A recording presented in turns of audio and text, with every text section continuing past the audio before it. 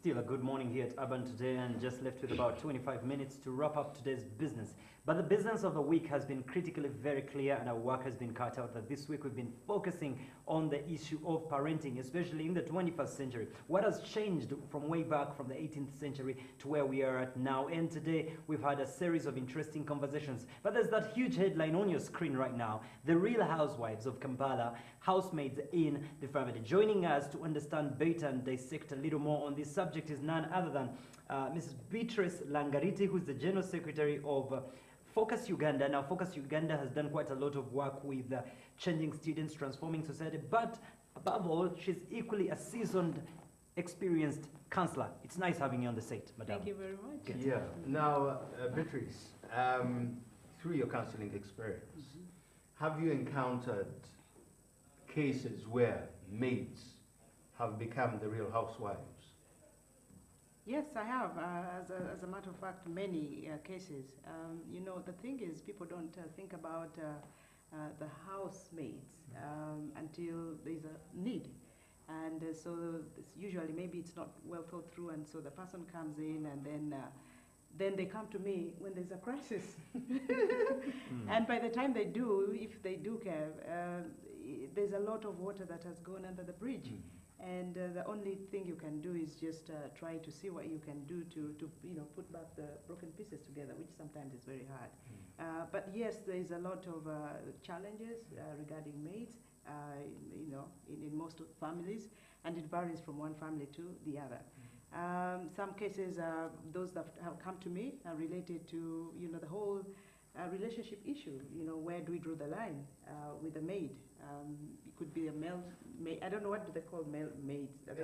Some love to call them houseboys, or yeah. drivers. Shifting from driving to yes. So you find the lines is crossed. Maybe the houseboy is being very close to your wife, and God forbid, yeah, and then going to the point of maybe even serving her in the bedroom, or helping carrying her bag to the car, or things like that. And so that becomes a little bit of, uncomfortable. And then you have cases where it's the other way around. It's the maid, the female one, in this case, house girl, who is getting too close, So a lot of the issues, the cases I've dealt with around that. And then I think also the other case I've also dealt with is where one of the spouses is very uncomfortable with just the liberty, the responsibility that has been given to the maid. It almost feels like the maid is now the one running the show in the house, and yet there's a wife there in the home, and so that becomes uncomfortable. You noticed in the last interview that I was here, Frank did mention something about he would be very upset if the maid was the one in charge of who knew where his socks and underwear. The manager. Yeah, become the manager. As opposed to the wife. He would be very uncomfortable with that. Yeah, so it's a real challenge that people Beatrice, have. before we get to delve into looking at solutions, given the background of your experience, where is the problem coming from? I think that the problem is really coming from us and in our society. I had an opportunity to live, in the U.S., and I had just gotten married, and we went off with my husband. And we were never confronted with the issue of a maid. It was not an issue that we didn't think about, because first of all, it was very expensive, and maids there are paid per hour, and we couldn't afford. We were students then, and so we just had to think through that, and that wasn't really an option. So we lived there for about 5 years, had one of our children there. When we came back, everybody thought we should have a maid. And when I started thinking about it, it was very cheap. I mean, it's very easy to get a maid around, as opposed to my experience prior. And so you find that most people, because it's easy to afford, and maybe some of us assume that just because you have a child, you must have a maid. I was staying home, but they still felt that I should have a maid. And my mother went ahead and brought a maid. And then I started... Before you thought you needed one? Yes, yes. Okay. But everybody thought, oh, poor, you need, oh, you're a mother, But then the maid comes. And the first few days I resisted, the weeks, but then after a while I started enjoying the benefits, because then it meant she could do some dishes were washed, food was cooked, and I had more time to myself. And it becomes kind of, I mean, I want to use the word addictive. But then after a while, then she, takes over before you know it, because that's not something I had thought about and prepared myself for. And so we started having some challenges with maids, and maybe things like sometimes our property was stolen, or maybe she over, crossed the boundaries, or she was very abusive, either hit a child, or there were all those issues, and so it was really a challenge. Okay. Now, as far as maids becoming the housewives, where do you as a housewife, or where do you advise housewives to draw the line, and so that they can know when the maid has crossed that line, that now the maid has made it explicitly clear that they want to move from being a maid to becoming a housewife? What are the indicators? How can my viewer know that when you see these indicators, know that she's now moving from a maid, she's interested in your position? I don't think I want to wait for her to move into being interested in my position. Maybe even some maids are just do what they know, but they think they're probably innocent, and they're just doing their job, and they think they're doing their job. I think that before maybe it should be before you actually get a maid, you need to sit down and ask yourself, why do we need a maid? What is she coming to do? So then you probably write down the list of responsibilities in your home, and then you ask yourself, okay, what kind of person will this person, do we need for this kind of responsibility? And then maybe the third question is where are we going to get this person? Is it from a village? Is it one of my relatives, or from the agency? Then you think through that, and then you start the process of searching. So by the time, let's say, you get the maid in, my assumption is that you should have already have some house rules in place, and then also a job description for her, because that's where you started from, the whole process. And then you do an orientation for her. And then you have times when you do evaluations. I have a maid right now, and that's what I have done with her. But what I did is, because of the horror stories I'd heard about maids and what they do, I decided to bring in 3 maids. Not at the same time. I brought in those that would come and go. And so I told them, you're only here, you're going to come to my house for a week, we're going to try you out. Because there was one I really thought was good, but I wasn't sure. Because the whole maid business is also a gambling business. You can be so lucky to get a good one, or you can be so unlucky to not get a good one, or and it takes a while to get one. And so what I did with them is I tried them out for about 2 weeks. Sent one even to my dad's home in the village to try her out, just to check out on her flexibility. And eventually we knew by the end of the 2 weeks who we really wanted to have. And then we took her through the job, training, and also house rules, and I also gave her a contract, how long she was going to be, and that we were going to have appraisal. So at the end of every month, I sit down with her, and then we go through her work. And so we ask her, what have you, how she's found her work. And I use that opportunity to talk about things either that I feel I need to bring to attention, things I've been either uncomfortable about, or things I want her to give more attention.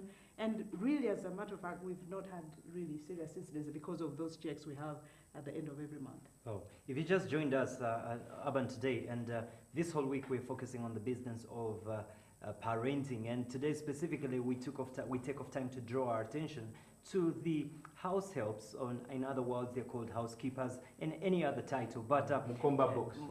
that traditionally it used to be that, and that's part of what I was advocating for, that needs to be fought so strongly, yes.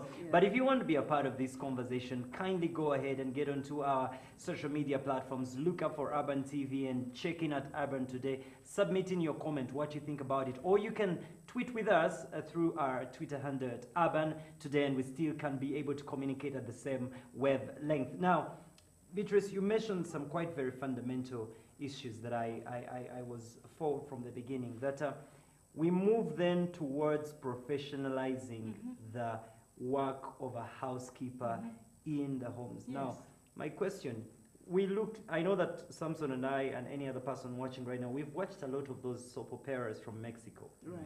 And interestingly, I'm not a huge fan of them, but the reason I usually love watching some of these films from the Western world, there's certain cultures that interest me. When you look at those soaps, it's interesting how a house help or housekeepers, often in time, most of their homes will have 1 or 2 housekeepers. Yes. But you notice that for them, it's a job. It's professional. At times they even have a supervisor. Now, my question to you is, uniform.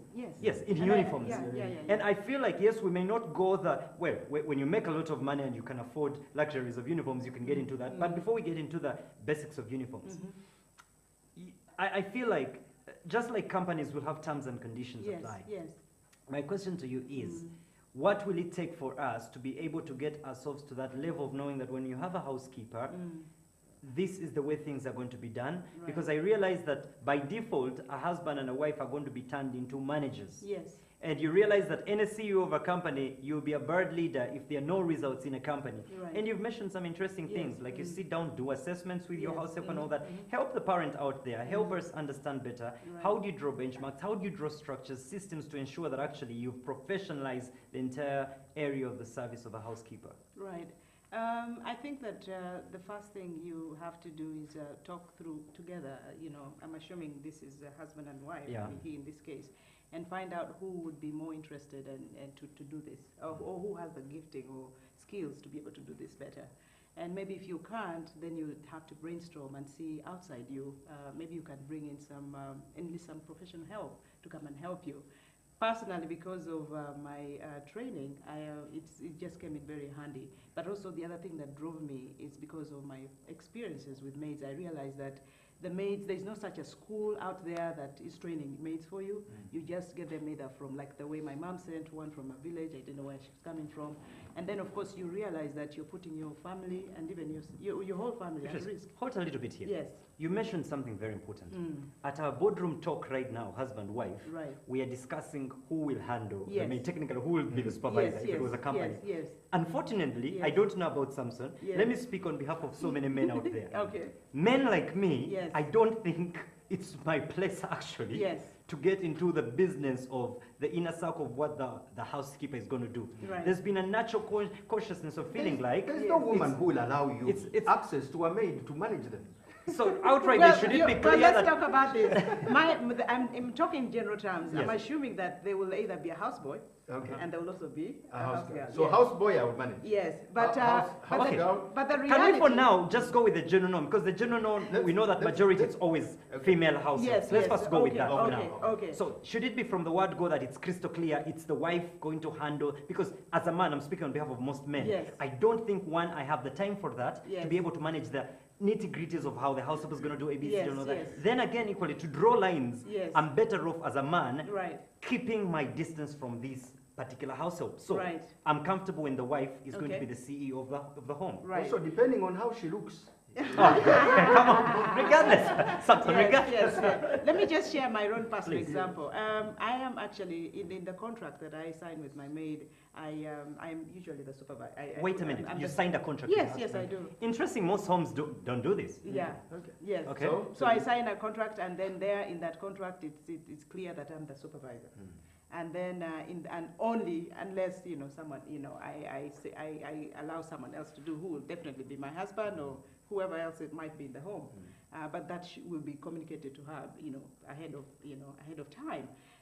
But then there are times the understanding yet with my husband is that that he will need to be updated on what is going on, because there have been instances, for example, when I travel because of my work or for some reason I'm not at home. I also don't want him to be frozen and not know what to do and everything cannot run.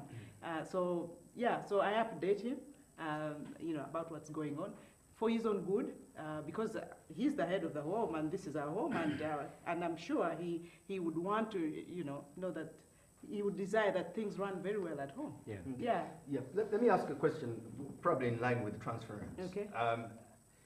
At what point as a man, I mean, my wife works up country. Yes. She comes in over the weekend, but we have a maid. Yes.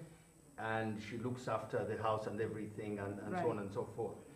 At what point do I get to know that now my hormones are crossing the line? And when they do, what sort of things, drastic measures do I take? I mean, assuming I've come to you for counseling, Right. and I'm saying there's a maid at home, my wife is not around, Yes. but I feel I'm all over the place. How do I know that I am not overreacting, I am still in control, or that, I mean, it's gone all over the place? Are there ways you can advise me on that? Maybe I'm already feeling that way. Yeah, I think that if you think about the maid a lot, if you prefer to spend more time with her, if you prefer that she does stuff for you than your wife. I just find myself all the time calling her yes, to find out. Yes. Then there's a red flag. Then there's a red flag. Okay. There's a problem. Occasionally you can do, but if it is something that, the way we know that something is crossing the line is we look at the frequency, the duration, and the intensity. So those are things personally. How about if I call her and after calling her I delete the history of the call, so that that's also a sign. That's also a sign. That's also a sign. Yes, that you are. You know. Okay, our time is running out. I'm told we should be wrapping up. But in less than 15 seconds, Beatrice, have you ever found yourself in a position of insecurity over your husband and your house help? Yes. How did you handle it? Oh, we have some honest people. Yes. Very briefly before we close. I really do trust my husband, Yeah. and I have to, because it's not just at home, because he works, and I'm sure that at his workplace there are beautiful babes and you know. And things. Okay, Yeah, because yeah. of our time, did you fire the house help? Let's listen to the No, our time is up. We don't have a little time. No, okay, the insecurity. How did you handle it? Yeah. It was something that I just gave myself some time, because sometimes I probably was just react. It was more the girl. Every time she would come to talk to us, or she was talking to my husband, she was a bit very, you know, emotional, and I just kept thinking, oh, and I would look at my husband just to see how he's reacting, and then I look at the maid.